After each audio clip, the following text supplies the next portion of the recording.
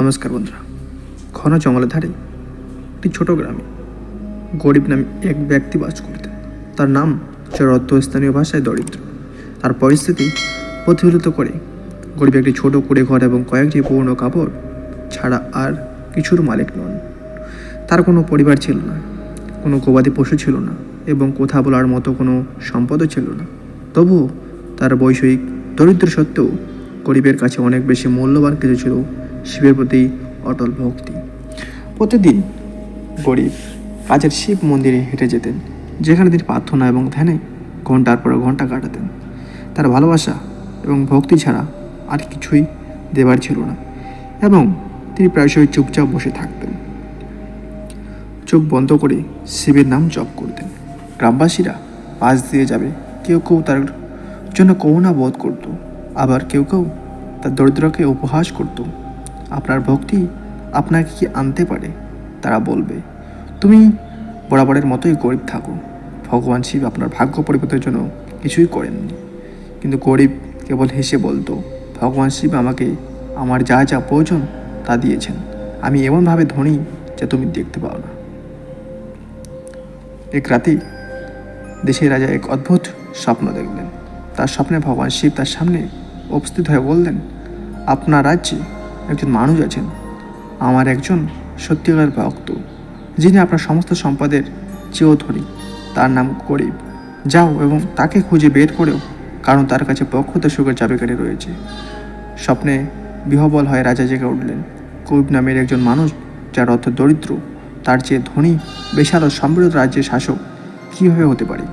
কৌতূহল উন্মেজিত হয়ে রাজা এক লোকটি খুঁজে বের করার এবং সম্পদের গোপনীয়তা জানার সিদ্ধান্ত নিয়েছিলেন। পরের দিন সকালে রাজা তার মন্ত্রী ও রক্ষীদের সাথে গ্রামবাসীদের দেওয়া নির্দেশ মেনে রওনা হলেন। যতক্ষণ না তিনি গরিবের নম্র কুড়ে ঘর পৌঁছান, রাজা যতক্ষণ পৌঁছালেন।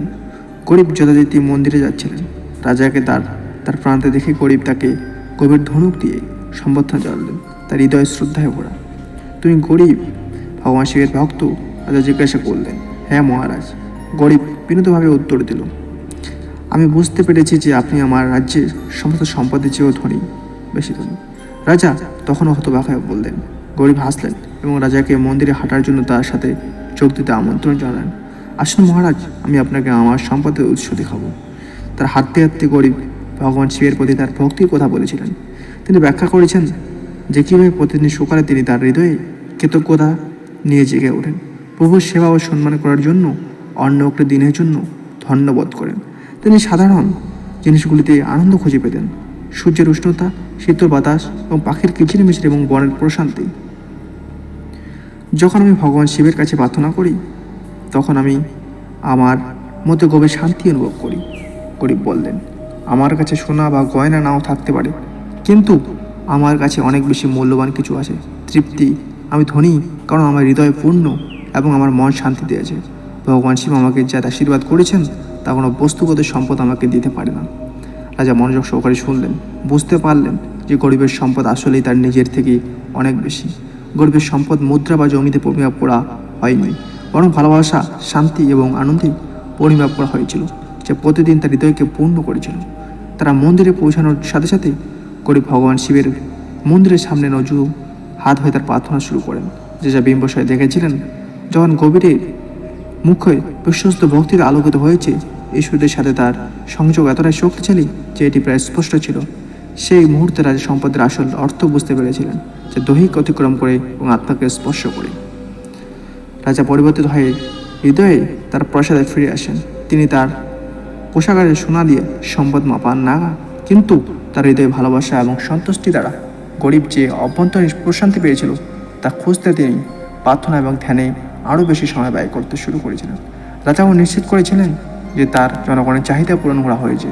বুঝতে পেরেছিল যে সত্যিকারের সমৃদ্ধির সময় ভাগ করে নেওয়া হয়েছে। গরিবের জন্য তিনি তার সরল জীবন, তার ভক্তি, আটুর তার হৃদয় বরাবরের মতোই সমৃদ্ধ। গরিবের প্রতি রাজার শ্রদ্ধা দেখে গ্রামবাসীরা তাকে আর ঠাট্টা করে না। পরিবর্তে তারা উপলব্ধি করতে শুরু করেছে প্রকৃত সম্পদ কারো কাছে আছে যার মধ্যে নয়, বরং একজন কীভাবে জীবনযাপন করতে তার মধ্যে রয়েছে। শিব ভক্ত গরিবের বলা গল্প আমাদের শিক্ষা দেয় যে প্রকৃত সম্পদ বস্তুগত সম্পদ দ্বারা পরিমাপ করা হয় না, বরং শান্তি, তৃপ্তি এবং ভালোবাসা দ্বারা পরিমাপ করা হয়, যা আমাদের হৃদয়কে পূর্ণ করে। গরিব যদিও বস্তুগত দিক থেকে দরিদ্র ছিল, কিন্তু ভগবান শিবের প্রতি তার গভীর ভক্তি এবং অটল বিশ্বাসের কারণে আত্মা সমৃদ্ধ ছিল। তার জীবন ছিল অভ্যন্তরীণ ধন সম্পদের শক্তির প্রমাণ, যে ধরনের সোনা কিনতে পারে না। এমন একটি বিশ্বে যে প্রায়শই বস্তুগত সাফল্যের উপর দৃষ্টি নিবদ্ধ করে। গরিবের গল্প আমাদের মনে করে দেয় যে হৃদয়ের সম্পদের ভিতরে তাকানোর এবং চাষ করার ভক্তি, কৃতজ্ঞতা এবং শান্ত মনের মাধ্যমে আমরা জীবনের প্রকৃত সম্পদ খুঁজে পাই।